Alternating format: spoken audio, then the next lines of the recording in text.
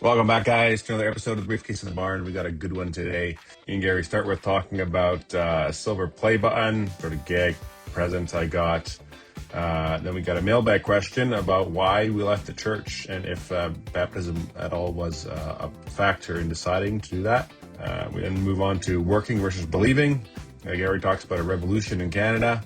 And then Marie joins us on the show, and they talk about their journey. Gary and Marie talk about their journey with fostering, adoption, and fertility. So we have a great chat on that as well. And I wanted to mention, just before we get started here, that on that topic of adoption and fostering, that this coming Saturday at 3 p.m. at Central Community Church, they are putting on an event on that topic and how to help families within that journey, and also if you have information or look for information on how to get into that yourself. So we'll put some information on the screen on that. Okay, with that, let's get into today's show. Welcome back, guys, to another episode of the Briefcase The Barn, a series of the Furious and Curious show where we talk about business, life, Christianity, more. Episode, I don't know what it is. 78, I think, maybe. Yeah. Like my silver play button and that poem. Yeah, is that a Chat GPT poem, or did somebody write that from the heart? Yeah, so hold up. I'll hold this up here a second. People can read it, see it. So this is YouTube, 3,000 subscribers, presented to the Furious and Curious show. And this comes from our Ruitenburg family Sinterklaas party. And so we've been doing this since I was a little kid, where you do a gift exchange at Christmas. And with the person whose name you have, you also have to make something to do with that person and a poem. Some sort of like handmade thing about that person. And so always a poem, right? Always a poem and a handmade thing. So for me, I had my brother Martin. That's just a random exchange thing that created it. And so MDT came out with a slingshot this year. And so I made him a wooden slingshot. I went outside, got some branches, and made a slingshot that he needed to shoot a ball at his present, whatever. That was his thing. And then I wrote a poem about him. I wrote a poem about him as well. And so my brother-in-law Ron had me, so he made me a silver play button, which you usually get when you have 100,000 subscribers, I think, on YouTube. And then he wrote that poem, which you can read. Okay, I did not know that you had 100,000 subscribers. You get something special on YouTube. Yeah, you get a play button. You got a ways to go, but you're working on her. 3% of the way there. He's furious. He's curious. Sometimes serious. Father of 3 sons. He runs the show. Rolling Tesla. Watch him go. Makes you think. Makes you twitch. Drops a question. Flips the switch. Ever wonder why we do that thing? Uncomfortable truths. That's his zing. Challenges traditions and old rights between golf swings and late nights. 3,000 people say, "Oh hey." Let's see what crazy thing he'll say. Tesla's charged, the mic is hot, golf club's ready, give it a shot. Furiously curious, that's the brand. Making folks think was the plan. And here we are at 3K strong. Keep that curiosity rolling along. Pretty impressive. Yeah. So yeah, it's kind of a fun thing. That it's just not just like a, what do you call it, white elephant. Well, yeah. No, you got to be more creative than that. Yeah, I prefer the white elephant personally, where I can just go to the freezer and grab 10 pounds of hamburger and put it in a box and give it to somebody. But there's some really cool ones we've done over the years. Nicole actually one year made a safe out of cardboard, and you actually needed to like use a code to make it work. So Marie's coming on. I was going to ask pick it up. Yeah, I'll ask her, see if she's... Hey, Marie. Hi. I was just recording the podcast and seeing if you wanted to come on for an episode today, but sounds like you're pretty busy. Oh, wow. Do you want to? Love to have you on the show. Jana's only here. She's here for 1 more hour. Oh, just bring the kid along. Bring Dom along. He'll be fine here. Nicole's hanging out. Yeah. 1:45. You'll be here at 2. We'll be here at 2. We'll do a quick recording. You don't need to appeal to anybody. If there's one thing I learned from Kyle, just piss everybody off. No, just as you were, hon. We'll see you in a bit. We'll see you. We'll record when you get here. Don't think too much about it. Watch this, guys. Snap. Marie's here. I'll be there as soon as I can. Okay, see you soon. Sweet. Yeah. Do we keep going? Yeah. We'll just keep going until she gets here? No, we'll do this will be an extra one. Oh, this will be an extra short one. Yeah, we need one of those. Oh, okay. One on the kitty. Yeah. Oh, okay. We'll keep going then. I got some notes. That was a rabbit trail if there ever was one. That's okay. That's what the show is. It's all rabbit trails. That's all. why People do not care. People just no. People appreciate the authenticity. I mean, people are only this thing is never going to grow much, but I interviewed a There's doctor. just not enough Dutch Reformed people. I think these people should have more kids, so we have more More watchers of this listeners. show. Yeah. And they are trying hard. Actually, it's not even a fair comment. Probably most of the people that listen, there's probably the average amount of children is like 7 or something. Yeah. I mean, depends how Dutch Reformed you go, which area, if condoms are still allowed or not. You're gonna be fine, Gary. But I was gonna say something really profound. It's totally gone now. Show notes. Show notes. There was something else, but Okay. Either way, we got a question about baptism. Yeah, good question. I quote, I noticed quite a few people who switch from churches with infant baptism to believers baptism, and it's not even the reason they leave. I know you and Gary came from that. Was that a consideration at all? My friend just switched to your church from a pedo church, and it wasn't because of that at all. I haven't had a chance to talk to him if it was a big deal for him yet or not. Seems like people will switch at the drop of a hat. Oh, I love it. I love the drop of the hat comment. That's not a fair comment. No, that's right. I can just share why I switched. So me and Nicole were separated. They were just dealing with a lot of different things, and Nicole was like, "I'm not going back anymore. I'm pretending that everything's fine because like you just dress all nice, go there. I'm done with that." I felt like I wanted to stay. When I was 21 and first got saved, I read a book called "Call to Stay" like Caleb Brecky, and it really pushed like, if there's problems in your church, what are you doing about it? And so I was part of starting guys prayer groups and guys groups for young guys, the prison ministry, Mexican ministry, full pull and everything. Fell hard on my face. But I still kind of felt like I should stay. But there was a couple that we knew from Desiring God that said, hey, go to a church for a while. That's going to be better for your marriage. That I can walk alongside you. I guess there wasn't a lot of support where we were at. And so I was Is that fair that there wasn't a lot of support where you at? Or was it more just the fact that you weren't really being that honest about how you were doing? No, I was being honest. But no, there wasn't that much support. No. There's support. Like we had support. Like, for example, when our daughter died, we had meals for 3 months. Unbelievable support. It's like people don't know how to think. You need to be educated on how to respond to these things as well, right? There's a lot of things going on. Anyways, so we switched for that reason for 6 months, and then we were going to go back. Okay. Again, that was our plan. And sorry, did you come to our church or did you go? Yeah, I went to somewhere else Central. in between? No, Okay. I went to Central and I went to the Promontory campus because it was chairs in a gym. And I love the idea of as being as far away from formalism as possible. Yeah, I can see that. I can identify that. And so I really like that. I like Pastor Jonathan Newfield's preaching. Very good preacher. But one thing I massively noticed after I left was like, I didn't need to be in church to minister to other people. I needed to be in church to be ministered to. Like I needed help. Okay. And I had always kind of thought of it as like, I need to help others now. I need to help others now because I'm a Christian now and I have to help everyone else. And I didn't realize I needed to be discipled and I needed to be taught. And there was like, I need to humble myself. And so that's why we stayed. And so the baptism thing, I was never really convicted on at all. Either way. Yeah. I understood adult baptism more because I'm like, if you actually believe, then you could do it. Like it just made more sense, like just from the limited knowledge I have.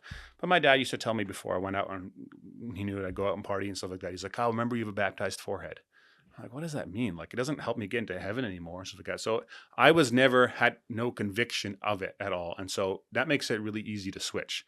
I know some Dutch Reformed churches where baptism is wildly important and it is a big deal when someone becomes a Baptist. Like, sorry, are you saying it's not where you come from? No, not as big of a deal. No. Okay. Well, it depends who you talk to. But I know that like there's Dutch Reformed churches where, or Reformed churches where like it's really you're almost basically you're saved when you get baptized. It's assumed you're saved. They would never admit that, but that is practically how they act. Exactly. Yeah. And from what I understand, it's a way bigger deal to go to a Baptist church. It really is. So I think the issue is people will be able to switch quickly on something when there isn't a deep conviction of it, a deep belief. That's why it's easy to switch.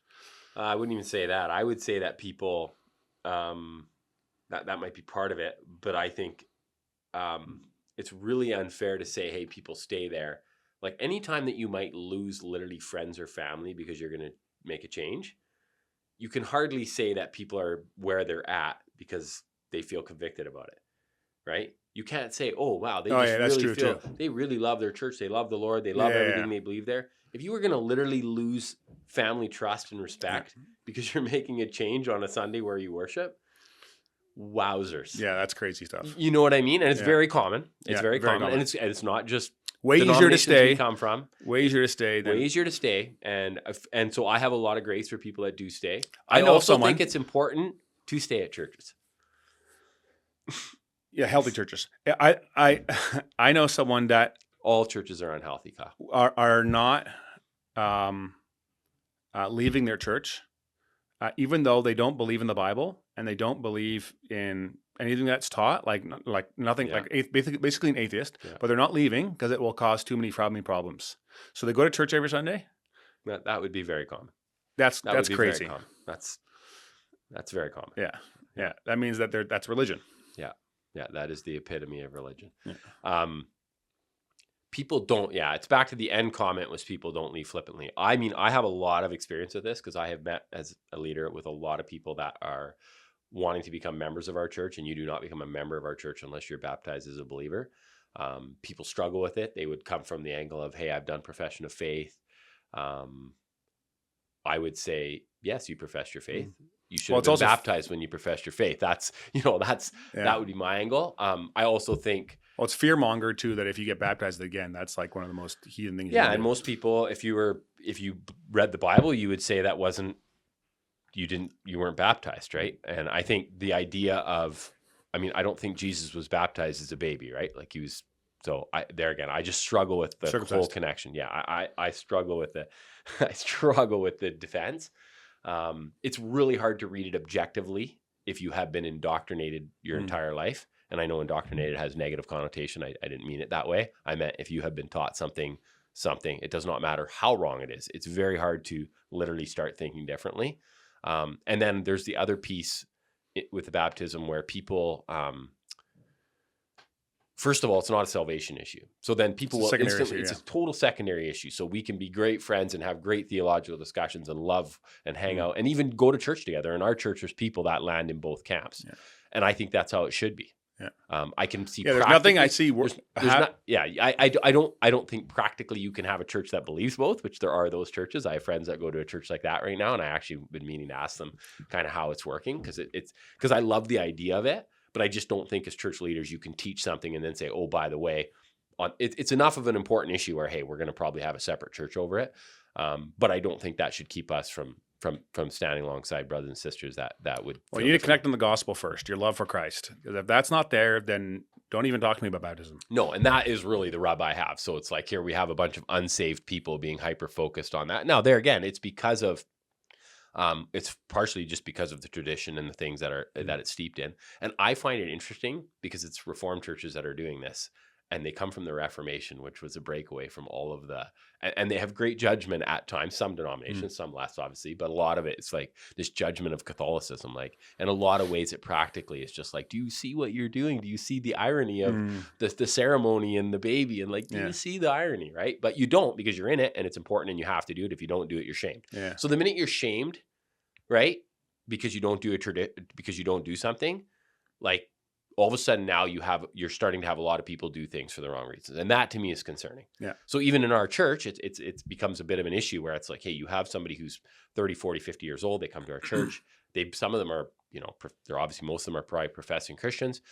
And they have baggage, let's say, from what they were taught. And the idea of them being, let's use the word rebaptized. They don't even like that term, but baptized as a believer, they would consider it insulting to their family. Yeah. Right? Like it's hurtful to their family. They would say, hey, I've professed, I believe. Do I really need to go through this ceremony and be baptized? And in our church we do. And it's challenging because you have a lot of amazing people that are not on the fringes or even serving. They're discipling other people. They're trying to follow the Lord, but it's just this rub of like, hey, it's amazing how their family stuff ties into how we live, right? And I think ultimately, and you would agree with this, I think, and you've probably done it, we need to respectfully, very respectfully say, hey, this is a thing of conviction for me.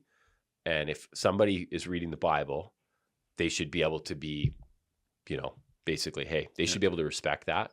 And if you're doing it humbly with respect, you should be able to think differently on an issue like this. Yeah. It's not a salvation issue. I don't know anybody that would say it's a salvation issue. No, so, but like Central was Paedo Baptist, and I would have switched. I still would have gone to Central. Like there were so many other things that I went for and stayed for than it was the baptism thing. Well, and that's what I find kind of humorous about our church. I guess that's where I was going when they specifically used our church as an example. there's just a lot of people that show up there that are really struggling with the baptism thing. They definitely are not fully convinced that they should be getting rebaptized. Yeah. But of course, the teaching, we're preaching the gospel. Change is hard. Yeah, change is hard. So certain things, are pushed really, really hard. What about you? When you switched from a Pado Baptist church, Infant Baptist church, to an adult Baptist church, was that a thing at all that you thought about, or? No, but I had so many other things. It's a long conversation. But I was so broken. I was living in sin in so many areas. And I think that's where, even for me today, I have to remember the journey and how gracious God's been. And I think we don't do that because we're always looking at the exterior, and people are always presenting way better than their heart is. So then it's just so easy to judge. But it is. Yeah. So that was not my concern, although it quickly became a thing because it was expected to be baptized there. And so I very graciously say to people, if I had to go get baptized now in my 40s, it would be a lot more difficult than it was in my 20s when I was more of a weather vane, probably. A little more stuck. More than you are now? That's incredible. Oh, ouch. Sorry, Gary. Ouch.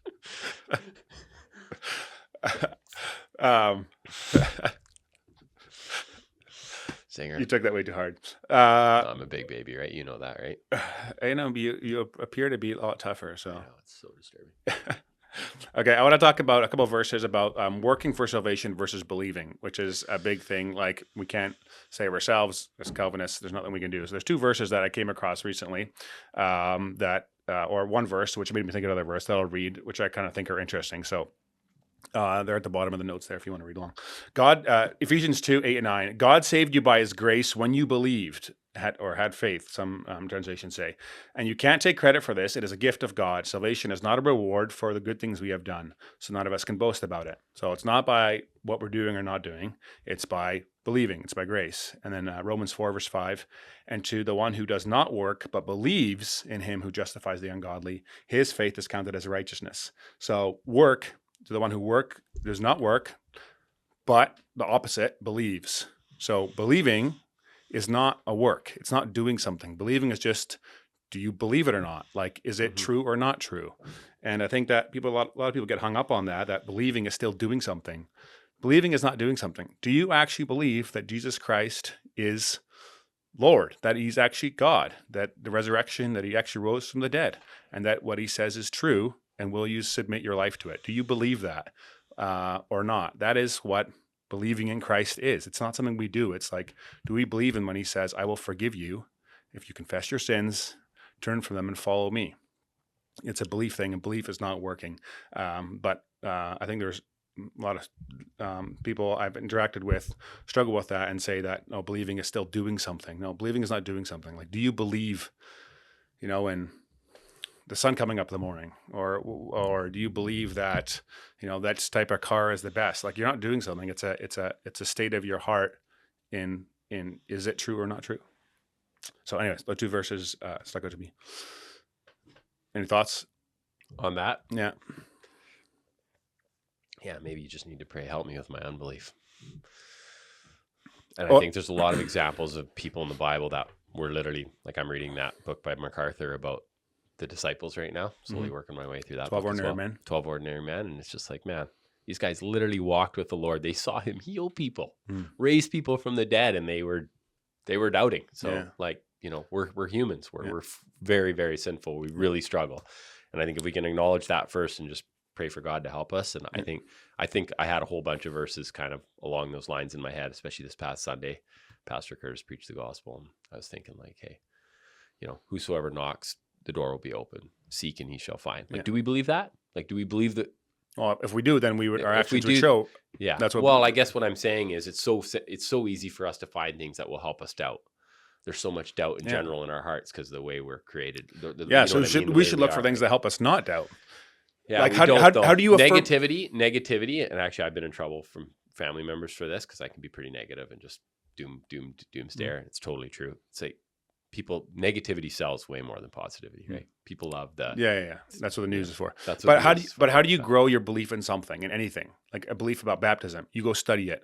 A belief about business, you go study it, and then you practice it. And literally, if you live by faith, the Lord is faithful, right? And it may look different than what we think, but He'll show us that. Right? That's right. And I think but if your faith is weak, that way, go spend time in the Bible and actually like help me believe this to be true, God, and like read it again and again. That's how That's how my convictions have deepened. It's not because I've just been like just waiting. No, you go and look at the evidence.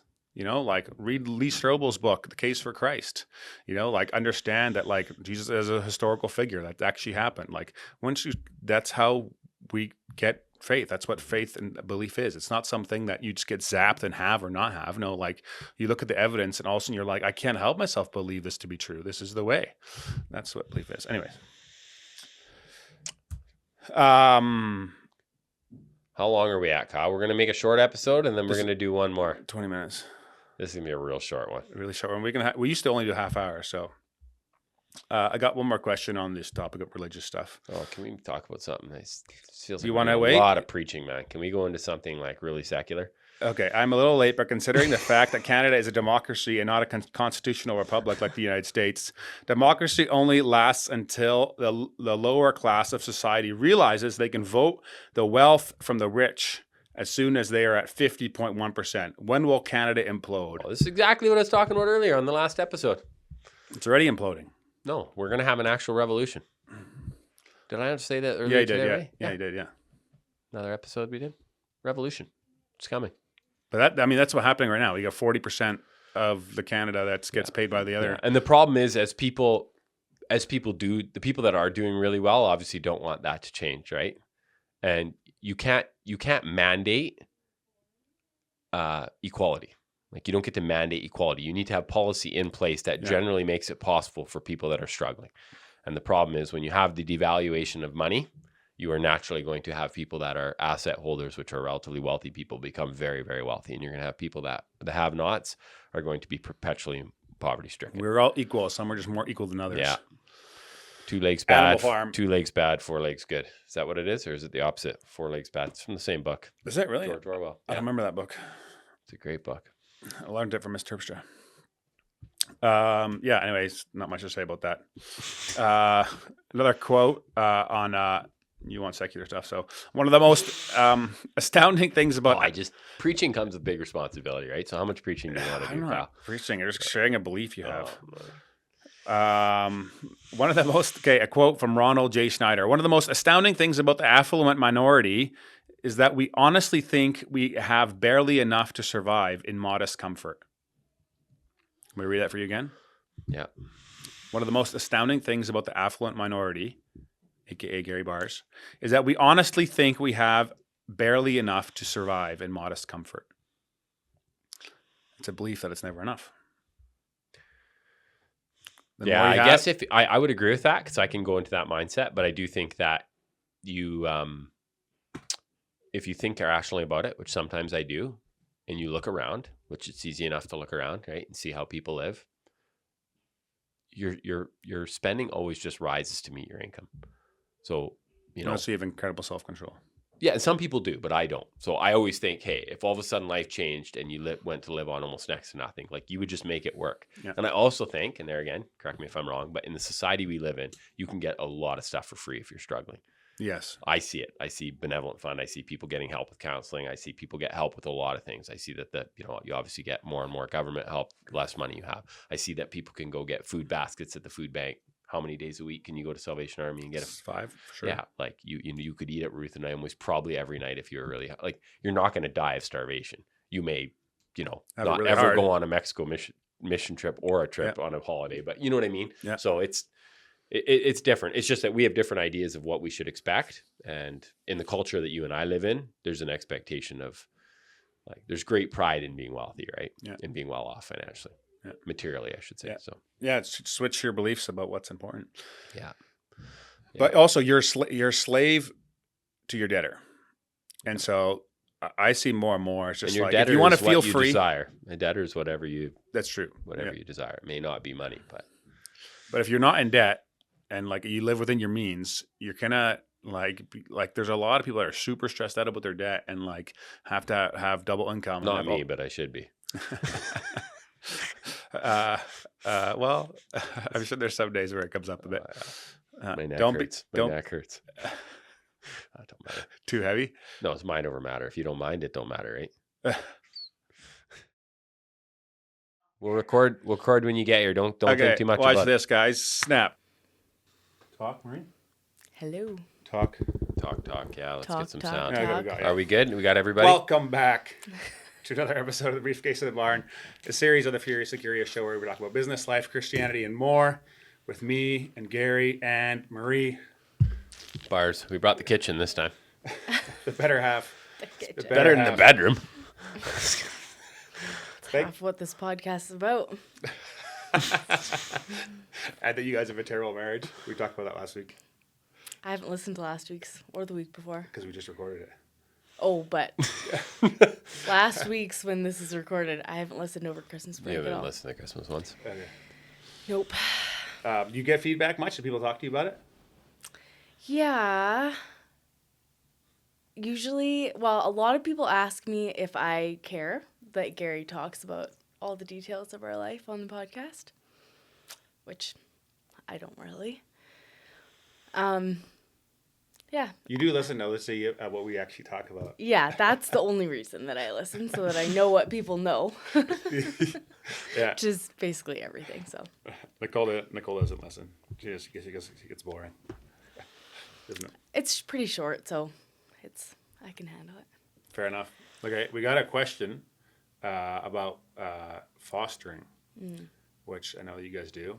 Mailbag question. Would love to hear from Gary and Marie about their fostering journey. How did they get started? How to navigate when your spouse is not 100% on board? Where do people start when they are interested? Thanks for sharing the content. Well, Not everyone's saved out here. Look how No, mild, no. Look how mild Gary is when Marie's around. He's just quiet little mouse. sober second thought, right? That's what he always says. That I'm the sober second thought. No. Submissive husband. I wish. I don't really. Things are fine.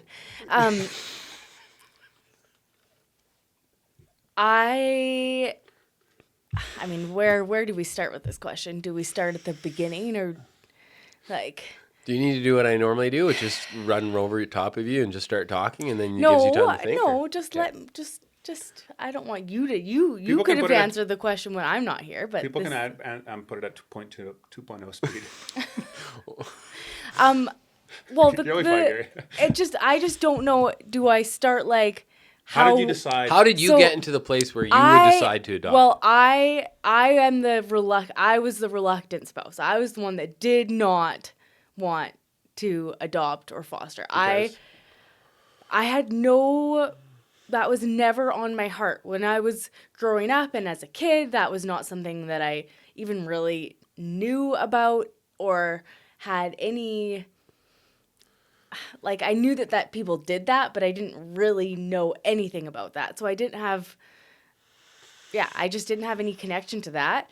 And my thoughts and my plans and my goal and my desires for my life was that I was going to be a mom. And that's what I wanted to do. And I did not ever think that was going to be in a non-traditional way.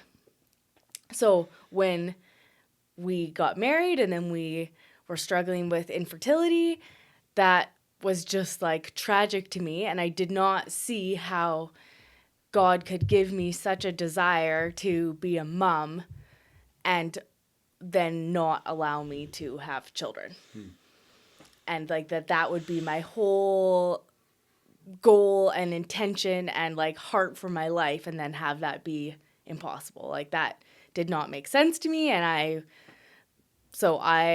I didn't see any other option as a viable option. So Gary had presented it a few times, and I shut it down very clearly. Like I said, I will never adopt, I said. And I mean, How long into the marriage was this? less than 2 years. Okay. Like, And you guys knew pretty quickly that. kids were yeah, we adopted Noah in 2024, and 2014, yeah, and we got married. or in 2014, 2010. and we got married in 2010. So we went from like married, infertility, starting the adoption process. Like we started Probably the in year adoption three, probably in process. 2013. Yeah. So by year 2, we knew that we like Did that, some testing, and, and we weren't that gonna was be not hap- going to it would be Very happen. unlikely we'd have kids. And even through like just like basic fertility treatments, of like taking hormones and stuff, that was not going to work, or it didn't work. And I was in bad shape, like mentally and emotionally. Were you So- angry or like what was the? No, it just like it messes with your hormones so bad. Oh, taking all that stuff. Yeah. Oh, okay. So then I was just not in a good, and I was obviously like grieving too Yeah. through and that. young. And young. And just figuring How it old? out. I was 22. Okay. Wow. That is young. Yeah. So, Just started farming. yeah. Gary Husband, worked like, full on. You were Workaholic. 36. It was close. No, I was 27 or 28, 29. yeah. Sorry. But Gary was working like, 5 till 11 every day. Yeah. And 5 till Okay. in the morning till 11 at night every day. yeah. For probably a good. Okay, you Good had won job. her over, so you didn't even have to. That's right. So Box checked. Carry on. So, it took like through. It's unchecked now. Just so you know, it's unchecked. Beautiful, beautiful. Really working. So out. it took quite a bit of like when we decided that we would work on private adoption, that's kind of where I'm like, okay, let's think about like infant adoption. So in BC you can adopt a lot of different ways, but one of the ways is private infant adoption, which is where you pay basically to be on a wait list. You do a whole process, you do education, you do a home study, and then somebody that is pregnant that is looking for a plan for their baby can place a baby for adoption. And they pick from they a list. pick from a like you Okay. create a book of who you are and all that. So And do you remember, how did you get to be okay with that part? Do you I remember bargained my way through that process. Okay. Yeah, I said, okay, we'll just do this meeting. Okay, we'll do the home study. Okay, we'll do this, and then Just one step at a time. one step at a time. And I wasn't. It just felt. I guess it was just a grief-riddled process for me, really. Like that I was surrendering. And why were you okay with it right away, or way sooner? Different personality. Way less. I think it probably is different for men as a general rule. Maybe not always. You wouldn't want to stereotype that, but most guys I talk to do not feel the grief of infertility like women, and actually that is very hard on a marriage. That just that difference is very hard. Men feel trapped because if they share how they feel, they're not being supportive of their wife because their wife is obviously really feeling it. Yeah. Women live in a world, especially in our culture, in our community specifically, of people getting married, having babies, being pregnant, sharing their story of being pregnant. And for me, I had fostered as a young guy. I've always kind of had, I mean, Marie could tell, it's a whole nother conversation we could have about my heart for the people that struggle and the problems it's caused in our marriage. Even recently, very funny story. I don't know if she feels like she can share it, but Not today. Not Another today. Another day. That's another subject for it's another time. subject. But yeah, just the idea of, hey, I was probably there in my head and just wait. I'm so pragmatic. I'm pragmatic to a fault. And I think a lot of guys are. I think it's very problematic in a marriage. It's like the feelings, facts conversation. For me, it's just like, hey, we'll talk about the facts. This will be solved very quickly. Yeah. Well, that's not how relationships work. That's not how Marie's Life mind works, yeah. works. Yeah, and I think, Well, also, I was 22. Yeah. Like, and I never allow any and grace Gary for growing was up, right? and Gary was however old that he was at that 28, and he wasn't like I normal had 28. graduated high school and got married, and he had like lived a whole life, Yeah. and I had not. So then he Normally was just, she says, and he's been to prison multiple times. and he just expected me to be like a full Fledged. adult with Yeah. the same life experience as him, and that just wasn't true. Be perfect. But also, like, yeah, to this day, even like, as much as I have 6 kids and I have all like the infertility piece is still a very present part of my life, and like at every function with groups of women, every single time you are together in groups of, let's say, 3 or more women, the conversation goes to pregnancy, childbirth, how, if you had a C-section or a natural birth, or how this worked for you, or breastfeeding, or any of that stuff. And that is not a conversation that I Can be a part. can be a part of. And that every single time. And like, it doesn't super bother me, but like, Still, It definitely reality. bothers other people, and Marie is very gracious in that. And I remember in early, there again, I was pragmatically walking her through it. And to be fair, like some of it needed to happen. Like when you are struggling with infertility and people say dumb things, you no different than anything. You have to be okay with being people being stupid. People are stupid and people say dumb things. Usually just out of ignorance, not out of trying to be hurtful. Yeah. So Marie, often people would say hurtful things or just, and she was hurt, or you start to get in a spot where all your family members and siblings, sisters are having babies, or, all your friend group. And Marie worked through it. I remember how you were just hurting. Even like my sisters were both pregnant together at the same time. And like, that's just, I don't know. There's just like little things that like, are they the end of the world? No, but they're little like sticky grief points along the journey. I mean, just like when people don't grow up with a dad and a bunch of guys talk about their relationships with their dads. Yeah. There's different life things that you can't really totally. And I don't think that people like need to do anything different or say anything different to me about it. But it's just the reality of it that like if I were talking to somebody that is working towards adoption, like adoption is not fixing infertility. Like that, it does not fill those holes. It does not, like people look at, like if you look at me and you see me and you don't know me, you would not assume that I am infertile, right? Yeah. People do not assume that. So, and that, I don't know, it doesn't, not that I need people For those that are listening, we have a lot of kids and some of them are less than 9 months apart. So that's why we're laughing. But it just, the like people are like, oh, you must be busy. I'm like, well, like, they like insinuate that you're just like fornicating making all the time. a lot of babies. And I'm like, well, Yeah, not really, but anyways, like, I don't know, you just, yeah. Fair enough. Okay, so I bargained my way through that process, and I would still say now that, like, if you're in that infertility place and because that's a lot of what spurs people to adoption is infertility, which isn't, I don't think, a bad thing, but you just have to be aware that you're going to be dealing with this in some way, shape, or form forever. Well, I guess unless you get miraculously pregnant at some point in time, but I don't know.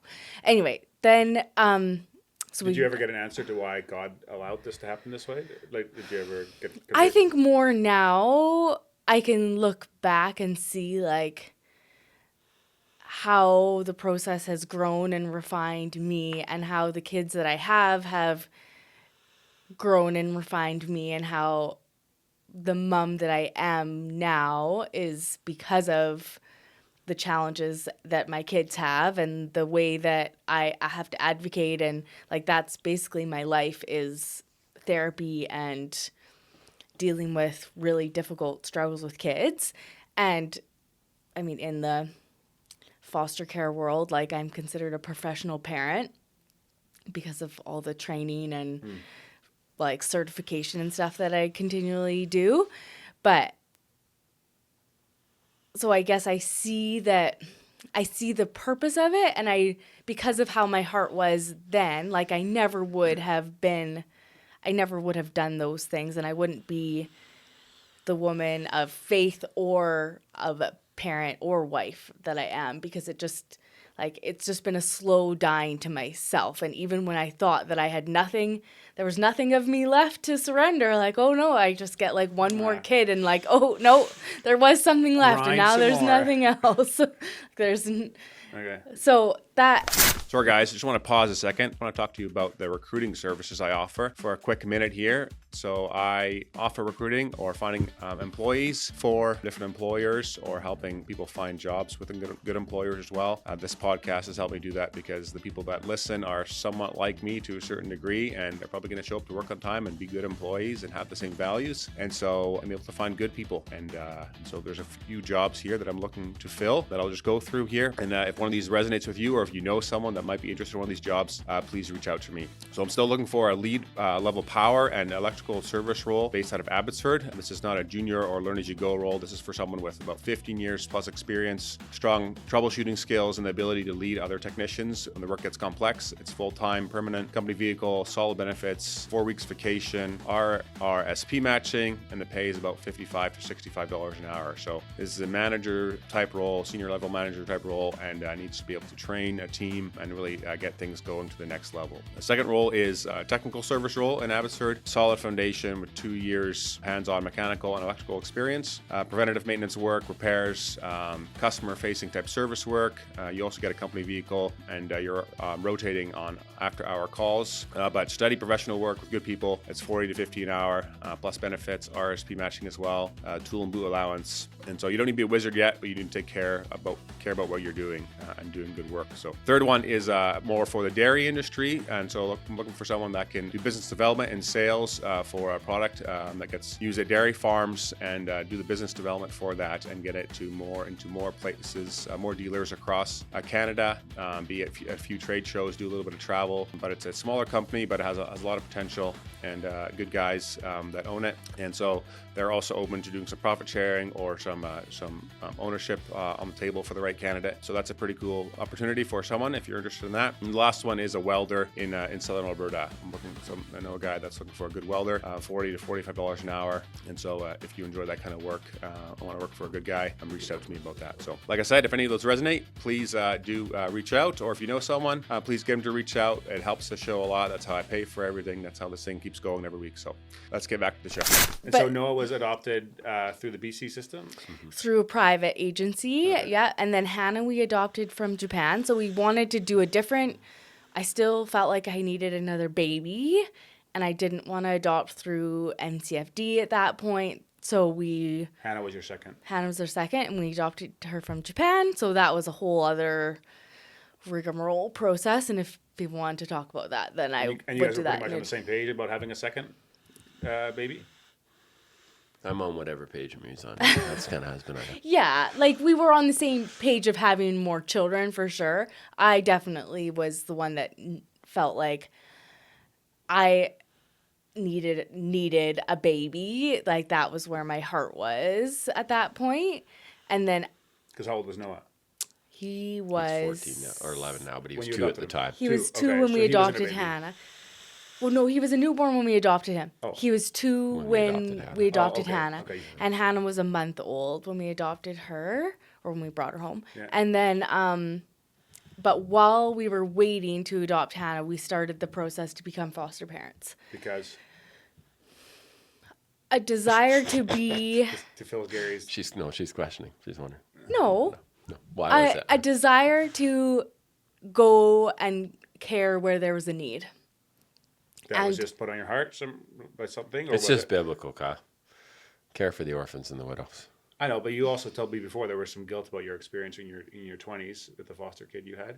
Yeah, no, that's fair. That's But that completely wasn't a separate. part of No, that wasn't. at I all. dealt with that. Okay. This was about like knowing that we could handle more kids, and so, but not sure what that was going to look Permanency like. look like in our So family. foster care seemed like something to pursue and look into. So we started that process. They called us to do our foster care home study like the week, or it was after we had got the call to adopt Hannah, but we went to Japan like 4 days later after we got the call about like matching us with her. So it was like they called me. I said, "Oh, we're actually flying to Japan." Like I think it was that day. So we started the process when Hannah was 1. Actually, they waited a full year, and then we started our foster care home study, and then we had our first placement when Hannah was like 20 months Yeah, and old. I'll summarize what dealing with the Ministry of Children and Families is like. You get on a list, you agree to foster, and you set all your criteria. So you would say, hey, we'll take kids up to 5 years old. We have 2 little kids. We're not going to take a 12-year-old. So we get on the list. We say we'll take kids to probably 5 or 6. We probably gave some age like that. The first girl that came to our house was 16 years old. Like They a just young aren't lady. aware? Or they don't No, they just do No. not care. Well, Gary's making it seem like you have no power in that situation, but like you do. You can always do. say no. And but, it was, but it's so just you have when to live start as open-handed. when you start as a foster parent, you do respite and relief. It's called. So you're supposed to do short term, where you're having a kid from somebody else that's a foster parent while they go on their holiday, or Which you have- anyone can do that. I would Yeah. encourage you to look into that. If you're listening to this and this God puts this on your heart in any way, sign up for respite and relief fostering. so It's the- such a blessing. One of the questions here is, how do you navigate when your spouse is not 100% on board? So what if you have a spouse that says, hey, I want to do this respite care thing, and the other one says no? Like, Well, respite care is very different than Fostering. foster care because I'll tell you what it's fostering is. Can I short-term. share what fostering is? Fostering is when we have 5 kids and we're pretty tapped out parenting, and Marie's gone to Ontario to some conference with a bunch of ladies, and they are the ministry calls, they are in a pickle, right? So we're fostering at this point, and we're kind of like, hey, we need a break from having kids. They say, hey, we have a little guy. He's 4 months old. It's a voluntary care placement.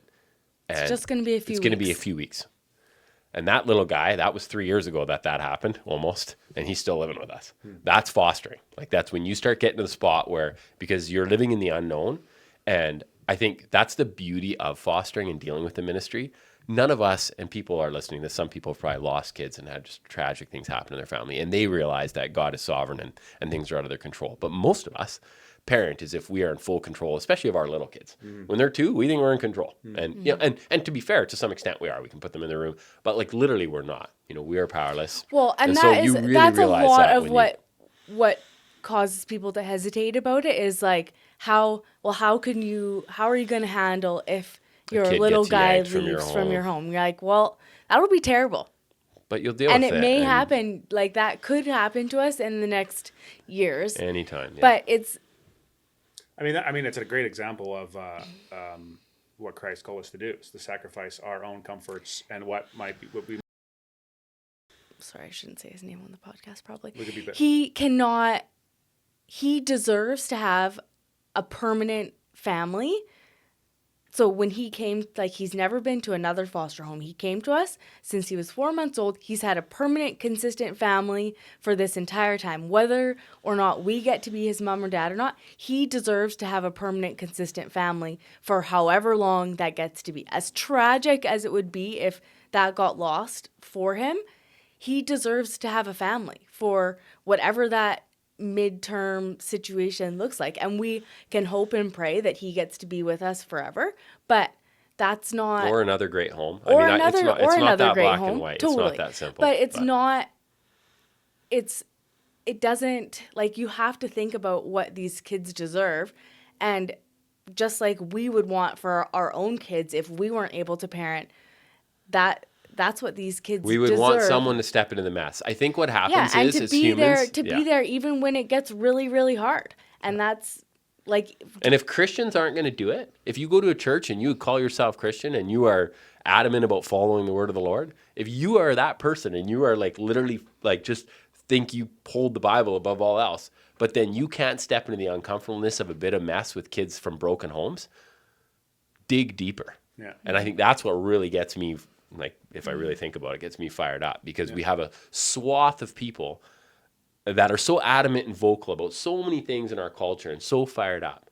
And we have literal children who barely have a home to go to. I mean, that's why the people that do sign up are dying, because they just keep getting kids. And that's right? where the respite and relief thing Is great, comes in, where we say, like, if your family's unsure or your spouse is unsure, if you can start by doing respite and relief, it's low commitment. So, like, we're going to Mexico. I don't know when this comes out, if it's after or whatever, but and so our little guy can't go to grandma's or stay home with Gary's niece that's going to stay with our other kids. Like, he has to go to a foster ministry home. approved home. And it is almost impossible to find somewhere for him to go. Because and he's not that. He's 3 or like he's whatever. Yeah, he's he's turkey, not. but he's not that big of a deal, right? Yeah, Like, it's yeah, just, yeah. But one it's kid. a whole process to become a respite home. But it's such a blessing for us, for families like ours, to be able to have somewhere that is safe, that we feel good about, that can take our kid for the week. I mean, lots of play, and probably, like, we've been in this situation in the past with some of our other kids when they were still, before we adopted them, where things were really tough. Like, when Kingston and Gracie and Sky were babies, like, they were all babies together at the same time, and we were exhausted. And so they went to respite every other weekend, or Gracie and Sky did. Just for a season. For a season. And that is, like, we needed that break. We needed that sleep. We needed that time with our older kids. And that's the other thing, right? When you get in that space, and those are the reasons that people don't do it, right? Those would be the arguments where it'd be like, hey, the safety of my other kids. There's a lot of reasons, right? Mm-hmm. But I think A lot of it is just not wanting to inconvenience your life. Which makes sense. Yes. Which makes sense. Which makes And sense. I Because would we're say humans. We all like things to be more comfortable. A lot of like foster care is an inconvenience in your life. That's my alarm to tell me I have to go pick up my kids from You're good. school. You're good. We got a minute. So it is. So where do people start if they're interested? If they want to at least start with the respite care, is that just you go to bcministries.com or something? Or? I There's a can page, find you'd the find link. it. If You you could Google Google it, you'd foster find it. care, British Columbia foster care, you'll find the page, and then you do a application form. Sometimes you go to I think it's a Zoom, like info meeting where they And they try to about talk it. you out of it, which is They great. do, They yeah. do a good job. Yeah. They try to talk you out about. Yeah. They'll talk about the hardships. They're in Yeah. defense of the ministry as a general rule. And in Chilliwack, we have great social workers, great Yeah. team. We feel we've been really blessed. We've had a few challenges, but overall, we feel very well supported. And then you do one of the obstacles, and it's what keeps people out of it a bit, is that to become just even a respite provider, you have to do a home study. So that is like They just dig, right? They ask all kinds of 8 or weird 10 questions. meetings where they ask you questions about your life, and they write a just whole not that big of a report deal. about your family, and that's The thing Yeah. is, too, is that the thing that's cool is that, and I mean, I just ranted a bit earlier, but like the bulk of the people that are fostering in our circle are Christians or a good jag of them. yeah, but not at like that's the people that we know. That's not. In Chilliwack, though, there is a good swath of people that are. No? Yeah, Okay. there is, but that's I wouldn't say half of the foster homes in Chilliwack are Christian. It's interesting. I think it was Pastor Matt said in a recent sermon, if you want Jesus to be your savior, you also have to have him Lord of your life. But not like, so you're not Lord of your life anymore. So it's not about what you want or don't want. It's about what does God want you to do. And I think that's kind of what this whole topic presses on me when I'm thinking about it, is like, because I have this internal resistance to the idea as well. Like, how is this going to affect my 3 boys if I foster and do all that's these fair. things? And they're like, Well- wait a minute, is it about what I want, or is it about what God wants me to do? And if I believe I'm a Christian, then it's not actually, I shouldn't think about it. I should, pray about Live it. open-handedly. And but there's a deal like I had a moment with one of our older kids yesterday, and where the weight of being a sibling, and she's adopted, but she is much healthier and more stable than some of our other kids, and she carries the weight and the burden of being a sister to some of our more challenging kids, and it is heavy and it is hard. affects everybody. Yeah, And it really does. it is a challenge, and so it takes like wise parenting on my side to be a good support to her and to also protect her when I can. So the way we do things in our house is probably different than other people do them. Like none of our kids, if we had in a perfect world, none of our kids would share a bedroom. Right now 2 kids do, but otherwise, because everybody needs their own space, and like there's just certain things that we have to really That are be very, very different than a typical home with all yeah, because we're trying, as much as everybody's equally loved, everybody has to be treated very differently because their needs are so different. And so does it 100% affects your kids? Do I think that it's all negative? No, I think that it's It shapes them too, shaping. yeah. And I think if we can guide that and provide the support adequately for our older kids, then I think that it can be a gift to them, but it does. And I guess It Maria, is is a it fair to journey. say we're not at times? And I think that's really what all Totally. parents probably need to admit. So when we prayed last night was a good example because it was a total gong show. It was a disaster dinner. Or leading up to dinner was a disaster. And it's like, hey, when we prayed at supper, it was just praying like, just sharing the gospel with the kids. Like, mom and dad are sinful. We fall short. Yeah. We Yeah. desperately need the Lord. You kids, Yeah. whether you see it or not, desperately need the Lord. That's all. What all of our Right, sanctification I know, is. and I guess that it's like, hey, if you were willing to live in that, I don't think you're going to stiff arm. Back to the actual question, you're never going to stiff arm your spouse. You're not going to guilt trip your spouse. You're going to pray for your spouse that their heart would be there. You're going to share your heart because you're allowed to do that in your marriage, and then you're just going to wait for them to catch up. And like with Marie and I too, I probably was more forceful than I needed to be because that's my nature, unfortunately. But as a general rule, we were on the same page. She went willingly to all the stuff. It wasn't as if she's miserable and coming along and, oh, my husband, Yeah. like, it wasn't like that, right? And it was like it's just definitely been a process, much more of a process for me. And even doing it, it's been very like. well, it's also the majority of the struggle of it is for me to carry, right? Yeah, pure. Like, so I'm really good at loading up the pack mule. See, I got hay to sell. All the best with those 6 kids. yeah. Looks like you Should I got her buy this dialed in. business? What do you wish people would understand about families that foster, and what do they need? I know you guys help a lot of other people and have a big impact, but what do you wish that people in the church would understand more about your guys' journey, and how can they help besides prayer, which obviously is huge? But is there certain things that are really beneficial that people do and help you guys? Because obviously fostering has its challenges and adoption. Oh man, I don't know. I could say things. We're pretty well, like, Yeah, people we are. support us really well. Not saying that you need it, but maybe there's other Like families that are fostering. encouragement is really helpful. Like, especially, like, my kids act different than anybody else's kids act. Like, To varying degrees. to varying degrees. But It's pretty encouraging, actually, now that you say that. You think about, because we sit in the front at church, mostly because I'm too distracted and I don't want to see the looks of people turning around looking at us, so I just sit right in the front, so only the pastor frowns at me. But, like, people often come up after church and are encouraging, which is pretty special, because I know at other churches that's not necessarily the case. You act out, you are a horrible parent. Like, take the kid out back and give him a tune-up, right? Yeah. So, there again, I'm not yeah, saying like, we had a couldn't be kid that was tougher trying to sometimes. blow out the candles on the Advent, like, thing during the sermon. Like, I mean, I would getting do up that and, too when I like... was a kid, and I wasn't adopted, so. So, it's... Are you like- sure? Well, Trust me, I am sure. I should have I'm been sure. adopted. No, I'm It's... sure.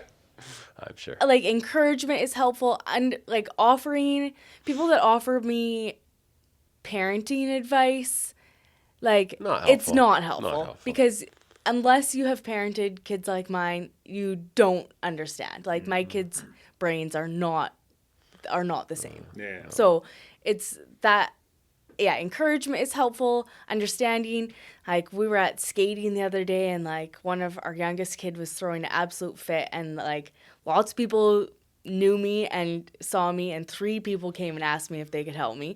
Well, one And they did help. they There's did. random people. Yeah, Just it's pretty one amazing. came and said like, "Oh, Marie, can I help you?" That's and I at a said, "Yeah, public can you event. go get Gary?" And then somebody else, "Oh, Marie, can I help you?" And like, "Oh, can you take this kid's skates off?" And like, and I think What I think is cool about help, that, actually, but help is a two-way street, because people offer to help all the time, but you have to have an idea of how people can help you and be willing to accept help. well, I was Even just if gonna it's say something That's what he like, was gonna could say. I have managed to do all of it by myself when the kid's throwing an absolute fit at skating? Yeah, I could have. But I had 3 people that I know offer to help me. So I can say, yeah, you know what? This kid's trying to get her skates off. She'll happily, or whatever, miserably wait. Or I can say, hey, can you take her skates off? And you can go get Gary for me. And I can ask people to do something. So it's to be able to think, what's next on your list that you can tell this person to do. So in our like deepest, darkest struggles of times where life was really hard, I had a list on my phone of what I needed help with. I needed somebody to pick up this kid from school. I needed help with my laundry. I just had practical. And then when somebody say, what can I do? Like, can I help you in some way? I could say, this is my list. And if you can't do any of those things, that is totally fine. But these are the things that I need help with right now. but I think even learning to ask for help or being able to receive it is something you learn. I'm assuming that wasn't always that way. At least how we grew up, asking for help isn't that romanticized. No, and it's still like, it is humbling to accept help. But it's also really refreshing because I remember I was at your house, I don't know, a couple months ago, and I was running after you and your kids with a Nerf gun, and there was Nerf bullets everywhere. And I'm like, hey, do you want me to help pick those up? And you were like, yeah, please. And I was like, oh, that was really refreshing. Like, because you were just like, yeah, I need help. And a lot of people would be like, no, it's fine, whatever else like that. No, You're it's like, not fun. It's No. not exactly. Nothing's It's not. fine. But you Like- owned it. That must be something that you've maybe through the fostering journey you've learned just to be able to say yes to. Yeah, and I also have had to kind of get over having people in my house. Which Marie hated. So a lot of Like- people are like that. A 'Cause lot of it women do is- not want other Well, people it in is their house all the time. uncomfortable to feel like you can't. Like it's easy to feel like you can't live your normal life because you have people in your house, and I have like a lot of the help that I need is by having people in my house. There's still areas of growth there. I think even just the idea of like, hey, you can sit down and you could read a kid a book or sit and do nothing with a kid, and that would be okay. And that's hard. Yeah, I mean, that's- like that's Marie hard still for struggles. anybody, yeah. Like somebody else is working there. I'm like, hey, they're getting paid to work. It's and there we're more blessed than most because we do have a lot of help. I think that there's people. I think just acknowledging and encouraging. We got to wrap this up here. Yeah, but, I do. I think just people just being encouraging is a huge piece. And I think what's not helpful is saying I could never do that. That just needs to stop. Yeah, or you're such a saint. Yeah, no, we No, are really, I'm really, just a human. really that savage. Like Yeah. when somebody says that, what I'm imagining is they are looking at like or thinking how hard this is and that they could never do it. And I'm like, or how much they would struggle in Or doing how it. they Like don't want to do it. I am yeah. struggling just as much as you imagine that you would struggle. Like Yeah. when you think I would not have patience to deal with that. Like, no, I don't either. Like, Yeah, beautiful. Yeah, Right? and the other thing is that whatever you have, I mean, comparison is a thief of joy, and the idea of how we live in our society comparing is ridiculous. There's women Yes. that have 11 kids and run a tight ship. There's people that have one kid and that is all they can handle just Yes. because of their makeup or their history. Mm-hmm. That is totally fine. We don't need to be looking at people comparing. I totally agree. I just also know that No, she said that was a butt at the end. She didn't No. say but. I just also know that when I had 2 kids, You didn't realize how Parenting- much time you had, eh? well, parenting was really hard. It felt like very difficult, and it just was a struggle. But Whatever you have is a lot. That's the saying I yeah, always say. so Whatever you have is a lot. when I had 3 kids, that was a lot. And then when I never had 4 kids, I went from 3 to 5. So everything was a lot all But God will the also way give you through. the grace of what you need when you need it. I mean, you see that with Or some- not. Or you just literally come to the end of yourself. Like, I think Well, the that's- idea of God will give you what you need. Like, sometimes you just don't have it. And I think that is really, really where you get But sanctified, it's like when you see right? someone get like stage 4 cancer, they know they're Yeah. going to die, and be like, "Oh, I could never Go through that with that stuff like grace, yeah. Well, they couldn't either until they had it and they went through it. Yeah, Right? exactly. Yeah. And that's totally that. Be like, oh, you just don't know what you're capable of until you're doing it. But it's We need to wrap 2:44 up. and What's your school is favorite? done Well, in wrap 1 up. What's minute. your favorite, Marie? What's the thing that you have enjoyed most about our journey of fostering and adopting? What do you think is the most special thing about it? When kids that like the growing attachment with my kids, like as like kids get just the closeness that has grown over time, like because a lot of this parenting is not about how you feel, like it's a lot of a choice. So when that feeling lines up with that choice, like that's one of the biggest, like Joy. it feels like yeah. But also I would say like the growth in myself and the sanctification process for myself, like I just really am You're 100 times the lady you were when I married you. You're pretty awesome when I married you. I'm thankful. Oh, this guy. How is he growing? Just his head. How like through this process?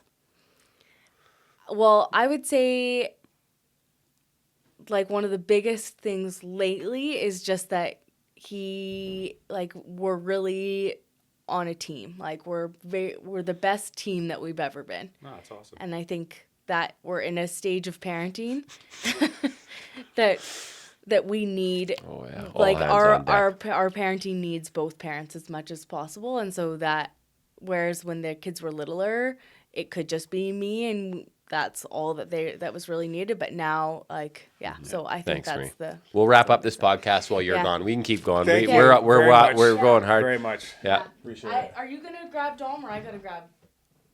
You got to grab him. Throw him in the van. Okay, I'm gonna leave. A little late. Text somebody once you're driving. Are we still going? Yeah, we're still going. Yeah. That was good. Move over here. Switcheroo. There we go. I don't have much to add anymore. Do you have anything No. to say? What do you think of that? She did well. Yeah. Yeah, Marie's very good communicator. Yeah, I think part of what's lost in that conversation, I think you could probably talk to Marie for 3 hours about it. About her There's journey. a There's a lot to unpack there. I Yeah. think the part that even this last part about her attachment is just the story of our children and how kids have come and gone. We've transitioned kids back to be with their birth families, and then it hasn't worked out. And yeah, we've just had a lot of things that you really can't even imagine how brutal it is, and that's just how life is, and life's hard. And I think that was the crux. If there was something to be taken from it, it's don't shy away from something just because it does feel completely impossible, right? And but also don't run into things just because you think it's a great thing to do. Like seek wisdom, Seek counsel. seek wise counsel, seek wisdom. If your two closest friends say you do not have the capacity to be a foster parent or adoptive parent, unless they're horrible friends, I mean, that's probably sage advice. And if your parents and everyone else is not, it takes a village, right, to raise an idiot. So you want to make sure that you got your village with you. Yeah. If people have questions, send them in about this topic, though, and maybe Marie will come back. she could come back or on, yeah. you can ask them, answer the questions. I actually would love to have Nicole and Marie on the show as part of the live event that we do, a section of live event where they were joining us on stage. But I don't know if I can convince either of them to do that. So. Oh, Marie don't care. Marie's totally up for that. Whatever I tell her, she does. Just So got to we're get good. my half. She's good. Yes, Gary. Yes, Gary. Where, Gary? Yeah. How high? Okay. Says pardon. I think How that's long it. are we at here, Kyle? We are at 42 minutes. Time goes fast when my wife's voice is talking. Yeah, this is my fourth podcast recording today, Your head must be pounding. so I am ready to cap it. I really wish it wasn't raining so I could. Go for a run. Well, I'll run probably in the go rain. anyway, but Yeah, up the hill. yeah. Okay, guys. Peace. Thank you for listening. Yeah, take Cheers. care. Have a great week. Hey guys, if you enjoyed that episode and were blessed by it, would you be willing to support the show? That would help a lot in creating more content, improving the quality of the content, putting the production value, getting more guests on, and me being able to spend more time and energy towards it. So if you're interested in doing that, you can click up here and it'll take you to a support page. But you can also subscribe to the podcast by clicking over here and doing that. Thanks again for listening, and I'll catch you on the next one.